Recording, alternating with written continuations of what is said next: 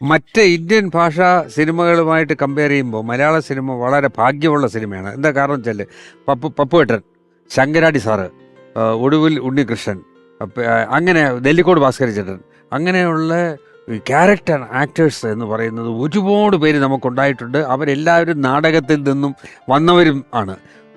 നമുക്ക് സിനിമയെ സംബന്ധിച്ചുള്ള നായകന്മാരും നടന്മാരും ഒരുപാടുണ്ടാവും. പക്ഷേ ഒരു ക്യാരക്ടറിനെ അവതരിപ്പിച്ചുകൊണ്ട് മലയാള സിനിമയിലേക്ക് ക്യാരക്ടർ ആക്ടേഴ്സായിട്ട് വന്നിട്ടുള്ളവർ കൂടുതൽ കാലം നിലനിൽക്കും. അത് മലയാള സിനിമയുടെ ഭാഗ്യമാണ്. അല്ല, അത് പ്രിയൻ സാർ തന്നെ ഒരു ഇന്റർവ്യൂവിൽ പറഞ്ഞിട്ട്, കാരണം അദ്ദേഹമാണല്ലോ ഇവിടുന്ന് ഒരുപാട് സിനിമകൾ ഹിന്ദിയിൽ കൊണ്ടുപോയി റീമേക്ക്. അപ്പം ഇവിടെ വളരെ സക്സസ്ഫുൾ ആയ ഓടിയൊരു പടം അവിടെ കൊണ്ട് റീമേക്ക് ചെയ്യുമ്പം ഇതേ പവറിൽ ചെയ്യാൻ മാത്രമുള്ള ആക്ടേഴ്സ് ഇല്ല. ഹീറോ ഒക്കെ അങ്ങനെ ഇങ്ങനെയൊക്കെ മാനേജ് ചെയ്തുകൊണ്ട് ഈ ചെറുകിട വേഷങ്ങൾ ചെയ്യുന്ന നല്ല ആർട്ടിസ്റ്റുകൾ ഇല്ല എന്നുള്ളൊരു പരാതി അദ്ദേഹം എത്രയോ വർഷം പോയി തുടങ്ങിയ കാലത്ത് തന്നെ അദ്ദേഹം പറഞ്ഞിട്ടുള്ള. ഇന്ന് ഞാൻ മനസ്സിലാക്കി ഈ പറഞ്ഞ ആക്ടേഴ്സ് ബാലൻ നായർ, ഇവരൊക്കെ ഒപ്പോട്ടൻ, ഈ സുരാസു, ഇവരൊക്കെ നാടകത്തിൽ നിന്ന് വന്നവരാണ് പറയുന്നു. ഇവർക്കൊക്കെ ഉള്ളൊരു പ്രശ്നം, ഇവർക്ക് സിനിമയുടെ ലിമിറ്റേഷൻ അറിയില്ല. ഇവർ വളരെ റിയൽ ആയിട്ടാണ് ചെയ്യുന്നത്.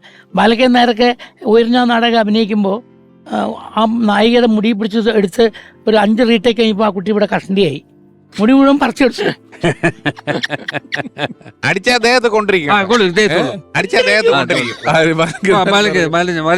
നെല്ലിക്കോട് ഭാസ്കർ അങ്ങനെ തന്നെയാണ്. ഉമ്മാച്ചു, ഞാൻ ആദ്യത്തെ സിനിമ വരയ്ക്കുമ്പോൾ ഉമ്മാച്ചുല് മായൻ പറഞ്ഞ മത്സാരുടെ കഥാപാത്രം നെല്ലിക്കോട് ഭാസ്കരനെ കത്തി കൊണ്ട് ഇങ്ങനെ കുത്തുന്നുണ്ട്. പറഞ്ഞു മത്സാര വളരെ സൂക്ഷിച്ചേ ചെയ്യുള്ളൂ, ഭാസ്കരൻ ഞാൻ ഇങ്ങനെ കുത്തും, നിങ്ങൾ ഇങ്ങനെ കിടന്നു. ഒക്കെ ശരി. കറക്റ്റായിട്ട് ഷോട്ടിൽ കറക്റ്റായിട്ട് കത്തി കുത്തി കൈ കൂടെ ഇറക്കി കൊടുത്തു. കറക്റ്റായിട്ട് നെല്ലിക്കോട് ഭാസ്കരൻ കൈ വെച്ച് കൊടുത്തു. അന്ന് ഒറിജിനൽ കത്തിയാണ്, ഡമ്മിയൊന്നും ഇല്ല, കത്തി ഇറങ്ങിപ്പോയി. നെല്ലിക്കോട് ഭാസ്കരേട്ടനൊക്കെ ഡെഡിക്കേറ്റഡ് ആർട്ടിസ്റ്റുകളാണ്. അത്ര സിൻസിയർ ഡെഡിക്കേറ്റഡ്. അവര് വേറെ നോട്ടില്ല, ആ റോളായി മാറുകയാണ്. അത് ലിമിറ്റഡ് സിനിമയാണ്, അതൊന്നും അവർക്ക് അറിയില്ല. പൊപ്പോട്ടിനൊക്കെ വിട്ടാൽ ഈ പറഞ്ഞ പോലെ അയച്ചു വിട്ടാൽ അങ്ങോട്ട് കാട് കയറി പോവെങ്കിലും എന്തൊക്കെയാ ചെയ്യണമെന്നില്ല, കൈയും കാലൊക്കെ കേടുവരുത്തും. രസമുണ്ട് ഈ കാട് കയറി പോകുന്ന പറയുന്നത്. അതാ ഞാൻ എപ്പോഴും നിങ്ങളുടെ ഇപ്പൊ യൂട്യൂബിൽ എടുത്ത് പുതിയ ആൾക്കാരാ ഇതിൽ നോക്കുക, പൂച്ചക്ക് ഒരു മുഖത്തിൽ ഓട്ടായിക്കോട്ടെ, അല്ലെങ്കിൽ ഈ തല മിന്നാരത്തില് ഒരു അധ്യാപകൻ, വളരെ കുറച്ച് സീനുകളല്ലേ ഉള്ളൂ. അതിലും പുള്ളിവരുണ്ട് ഭാരതം ബിരിയാണിയുടെ ഭാഗം പറയുന്നുണ്ട്. അതുപോലെ തേന്മാവിൻ കുമ്പത്തിൽ ആ ക്യാരക്ടർ, ഓയ്യോ സൂപ്പർ ക്യാരക്ടർ അല്ലേ അത്. അതിന്റെയൊക്കെ കാര്യം ഇതൊക്കെ കുറച്ചേ ഉള്ളൂ ആ സിനിമയില്. വളരെ കുറച്ച് സീനുകളിലുള്ള കഥാപാത്രങ്ങളിലാണ്, കുറച്ച് നേരം മാത്രമുള്ള കഥാപാത്രങ്ങളാണ് ഇവർ ഇത്രയും ഗംഭീരമായിട്ട് ചെയ്തത്. ഹ്യൂമർ മാത്രമല്ല, സീരിയസ് അപ്പൊ ഇവര് ഈ പപ്പോട്ടൻ, അട്ടൻ സദൻ, അറൂ ഭരതൻ, ഇവരൊക്കെ ഡോക്ടർ ഭാഷന്റെ ഓഫീസിലെ സ്ഥിരം സന്ദർശകരാണ്. അപ്പൊ വരുമ്പോൾ ഇവർക്കൊക്കെ അറിയാം. അപ്പൊ വരുമ്പോൾ പറയുന്നത് എന്താ വെച്ചാൽ, പപ്പോട്ടിനൊക്കെ വന്നു കഴിഞ്ഞാൽ, അല്ല അടുത്ത മാസം വാടക കൊടുക്കാൻ കാശില്ല, അപ്പൊ നമുക്കൊരു സിനിമ തുടങ്ങണ്ടേ, അതിനാണ് സിനിമ തുടങ്ങണമെന്ന് പറയുന്നത്. അപ്പൊ ഡോക്ടർ ഭാഷന് അതിനേക്കാൾ വളരെ സിമ്പിൾ ആയിട്ടുള്ള, അങ്ങനെയാണോ, എന്നാൽ നമുക്ക് അടുത്ത ആഴ്ച ഒരു ഷൂട്ടിങ് തുടങ്ങാം. അപ്പൊ കഥ എന്നാ നീ ഇങ്ങനെ ചന്ദ്ര ഇതെങ്ങനെ ചെയ്യാട്ടോ, നമുക്ക് സത്യനെ വിളിക്കൂ, ഇത് കോപ്പി എടുക്കാൻ പറയൂ. സത്യൻ അവിടെ ഉണ്ട്, സത്യൻ എൻ്റെ അസിസ്റ്റൻ്റാണ്. സത്യൻ സീൻ എഴുതി തുടങ്ങും, ഡോക്ടർ പറയുന്നു, സത്യൻ കോപ്പി എടുക്കുന്നു, അടുത്ത ആഴ്ച ഷൂട്ടിങ് തുടങ്ങുകയാണ്. ഈ സത്യനന്ദിക്കാടാണ് കേട്ടോ ഡയറക്ടർ. എന്റെ കൂടെ 15 കൊല്ലം എന്റെ വീട്ടിൽ താമസിച്ച എന്റെ ശിഷ്യനായി വളർന്നുകൊണ്ട് ഞാൻ സത്യം. അല്ല അത് വിളിച്ചോളൂ, ഞാൻ ആൾക്കാർക്കൊന്നും പറഞ്ഞു കൊടുക്കണ്ട. അല്ലേ സത്യനൊക്കെ പറഞ്ഞ ചന്ദ്രകുമാർ സാറൊക്കെ വന്നിട്ട് ഞാൻ അസിസ്റ്റന്റ് ഡയറക്ടറായിട്ട് വരുമ്പോഴത്തേക്കും അദ്ദേഹം സിനിമയിലുണ്ട്. എനിക്ക് പറ്റുന്നത് രാജപരമ്പര പറഞ്ഞ സിനിമയ്ക്ക് ബാലുക്കിരി അതിൽ കൊല്ലട്ടൊക്കെ ഉണ്ട്. അതിന് വർക്ക് ചെയ്യാൻ വേണ്ടി കണ്ണൂര് വരുന്നു.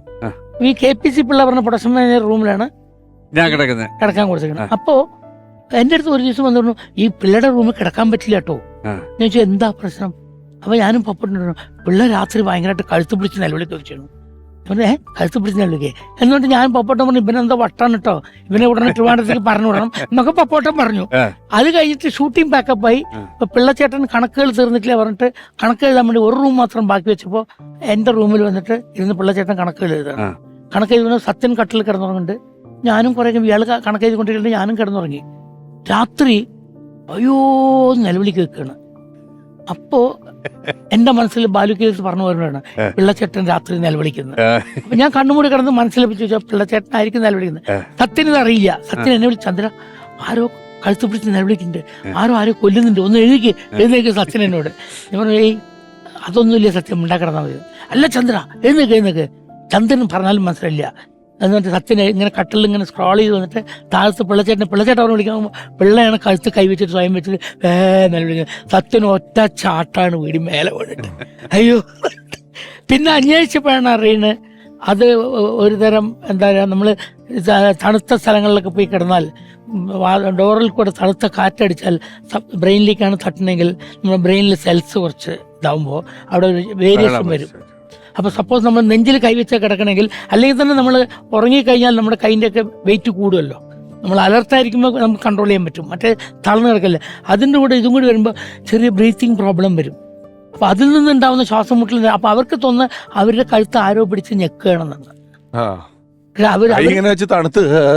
അതാണ് അതിൽ നിന്ന് പിന്നെ ഒരു അലർട്ടാകുമ്പോൾ കൈ വീണ്ടും അലർട്ടാകുമ്പോൾ മാറുന്നതാണ്. ഈ നമ്മള് ശബ്ദങ്ങൾ ഡയലോഗ് ഇല്ലാതെ, നമ്മളിപ്പോ രാജേട്ടൻ തുടക്കത്തിൽ പറഞ്ഞൊരു കാര്യമുണ്ട്, ഡയലോഗ് ഇല്ലാതെ പറയുന്ന കാര്യം. അതിനകത്ത് ഈ മുകുന്ദേട്ട സുമിത്ര വിളിക്കുന്ന പോലെ ഈ ലാലേട്ടൻ രഞ്ജിനിക്ക് കൊടുക്കുന്ന കത്ത് മാറി ജഗതി ചേട്ടന്റെ കൈ കിട്ടും കിട്ടിയിട്ട് കൈ കിട്ടിയിട്ട് ജഗതി ചേട്ടൻ ഈ കത്തുമായിട്ട് ജംഗ്ഷനിലോട്ട് വന്നിട്ട് എന്റെ ഭാര്യയ്ക്കാരോ കത്തയച്ചു, ഇന്ന് രാവിലെ അവിടെ ഗംഗയമരം കോമലിൽ വരാൻ എന്നൊക്കെ പറഞ്ഞിരിക്കുമ്പം ഇന്നസെന്റ് ചേട്ടൻ പലരക്കടക്കാരനാ, പുള്ളി കണക്ക് എഴുതിക്കൊണ്ടിരിക്കുവായിരുന്നു. എന്താ പ്രശ്നം എന്ന് ചോദിച്ചോണ്ട് വരുമ്പോൾ ജഗതി ചേട്ടൻ വന്ന് നോക്കിയിട്ട് തോന്നും, പേന നീയാണോടാ കത്തെഴുതിയത് എന്നൊരു ചോദ്യം. അടുത്ത വരിയിൽ ഉറപ്പിക്കും, നീയാണോടാ കത്തെഴുതിയത്, നീയാണ് കത്തെഴുതിയത് എന്നും പറഞ്ഞിട്ട് ഇവര് തമ്മിൽ ഭയങ്കര ഇടി. അപ്പൊ ആ തെരുവിൽ കിടന്ന് ഇവർ ഇടി കൂടുമ്പം ഈ പപ്പുച്ചൻ പിടിച്ചു മാറ്റാൻ വരുന്നത് പപ്പുച്ചൻ ഒരു അനാവശ്യമായിട്ട് അതിൻ്റെ ഇടയിൽ പറയുന്നുണ്ട്, നിന്റെ സീനിയർ ഓഫീസറാണ് പറയുന്നത്, കൈവിടുന്ന് പറയും. അപ്പൊ ഈ സീനിയർ ഓഫീസർക്കൊന്നും ഇടിയിൽ റോട്ടിലൊരു റോളില്ലല്ലോ. ഒരു തമിഴൻ അതിൻ്റെ ഇടയിൽ നിന്നിട്ട് അയ്യാ ഏതാ അവിടെ തല്ലിയ ചാവട്ടും എന്ന് പറഞ്ഞ എന്തൊരു തമിഴ് പറയുന്നുണ്ട്. എന്റെ പപ്പുച്ചേട്ടൻ പോട തമിഴ എന്നും പറഞ്ഞിട്ട് ഇയാളുടെ സീനിയർ ഓഫീസർ കേൾക്കാത്തതിന് പറഞ്ഞു എന്തോ കുറെ അപശബ്ദം ഉണ്ടാക്കിയിട്ട് ഡബിങ്ങിന് ഇട്ടതാന്ന് തോന്നുന്നു, പോട തമിഴ എന്നും പറഞ്ഞിട്ട് പോകുന്നുണ്ട്. ഈ നമ്മുടെ IV ശശിയേട്ടൻ, പ്രിയദർശൻ, PG വിശ്വംഭരൻ തുടങ്ങിയിട്ടുള്ള ഇദ്ദേഹം അങ്ങനെ തുടങ്ങിയിട്ടുള്ള കുറച്ചു പേര് പപ്പുവേട്ടനെ നന്നായിട്ട് യൂട്ടിലൈസ് ചെയ്യാനായിട്ട് ശ്രമിച്ചിട്ടുണ്ട്. ഒത്തിരി സ്വാതന്ത്ര്യം കൊടുത്ത് അഭിനയിപ്പിച്ചിട്ടുണ്ടെങ്കിൽ പോലും അദ്ദേഹത്തിന് അർഹിക്കുന്ന രീതിയിലുള്ള ഒരു കഥാപാത്രം കിട്ടിയിട്ടില്ല എന്ന് വിശ്വസിക്കുന്ന ഒരാളാണ്. അതിനോട് രാജു യോജിക്കുന്നുണ്ടോ? അല്ല, എന്നെ സംബന്ധിച്ചോളം അങ്ങനെ തോന്നുന്നില്ല. കാരണം അറിയാം, ഞാൻ എത്രയോ സിനിമകൾ കണ്ടിട്ടുണ്ട്, അതിലൊന്നിലും ഒരു ഫ്രെയിം പോലും പാഴായിട്ട് കണ്ടിട്ടില്ല. പുള്ളി എല്ലാം കിട്ടിയതൊക്കെ പൊലിപ്പിച്ച് ഗംഭീരമാക്കി, ഒരു സീനാണെങ്കിലും. അതുകൊണ്ട് ഇപ്പൊ എത്രയോ വലിയ ഗ്രേറ്റ് ആക്ടേഴ്സിന് അവാർഡ് കിട്ടുന്നില്ല, അംഗീകാരം കിട്ടുന്നില്ല, പക്ഷെ അവര് നിക്കത്തില്ല എത്രത്തോളം.